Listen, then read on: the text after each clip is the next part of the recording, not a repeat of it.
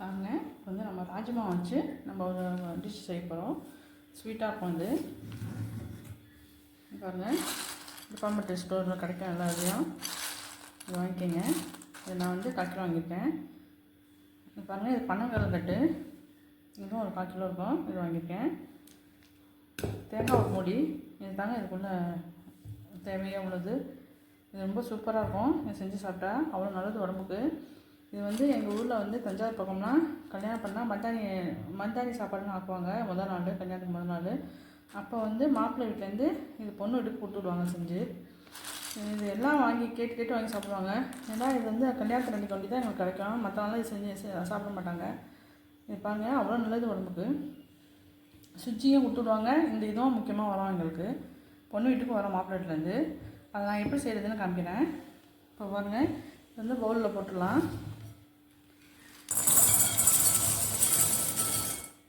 இது 4 மணி நேரம் ஊறணுங்க. இது ஊறினா தான் நல்லா கொஞ்சம் போல் வேகும்.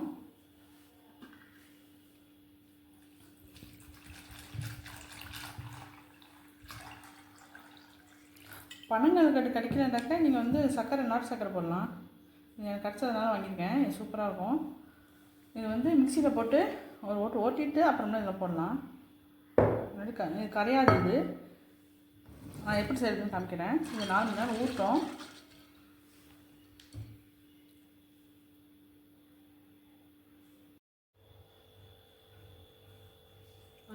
நம்ம ராஜ்மா வச்சிடலாம். இப்போ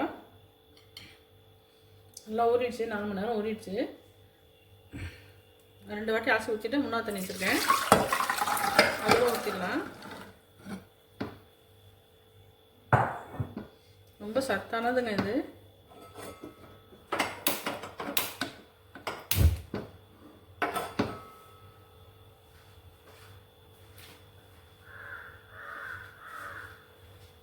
இதோட நான் பனங்கல்கட்டு போட்டுடுறேன். ஏன்னா இது ரொம்ப கெட்டியாக இருக்குது, கரையிறது கஷ்டம். அதனால் இப்பயே போட்டுடலாம்.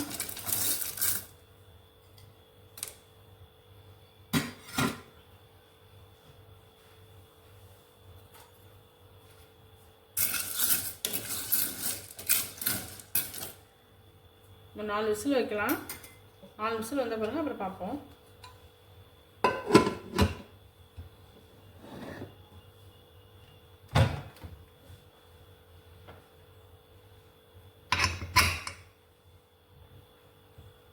நாலு விசில் வந்தோடனே பார்த்துடலாம்.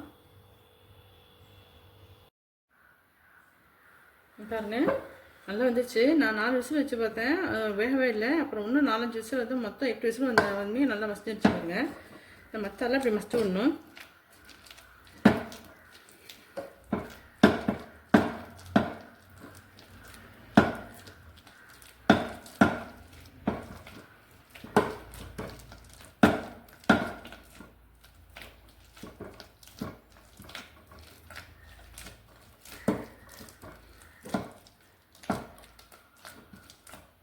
அவ்வளோதாங்க.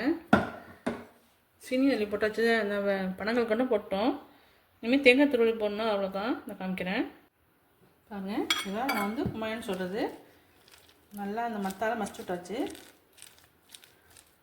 எண்ணெய் நெய் எதுவுமே சேர்க்கலங்க. உடம்புக்கு அவ்வளோ நல்லது இது. காலையில் பிரேக்ஃபாஸ்ட்டுக்கு இது சாப்பிட்டு போனாக்க அவ்வளோ சத்துங்க.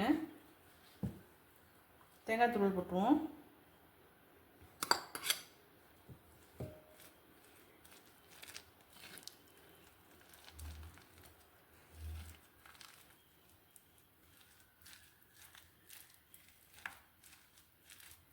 அவ்வளோதாங்க. இதே மாதிரி நீங்கள் செஞ்சு பாருங்கள். செஞ்சு பார்த்துட்டு எப்படி இருக்குன்னு சொல்லுங்கள். ரொம்ப நல்லது உடம்புக்கு, சத்தான சாமான் இது. நீங்களும் செஞ்சு பாருங்கள். செஞ்சு பார்த்துட்டு எப்படி இருக்குன்னு சொல்லுங்கள். லைக் பண்ணுங்கள், ஷேர் பண்ணுங்கள், சப்ஸ்கிரைப் பண்ணுங்கள்.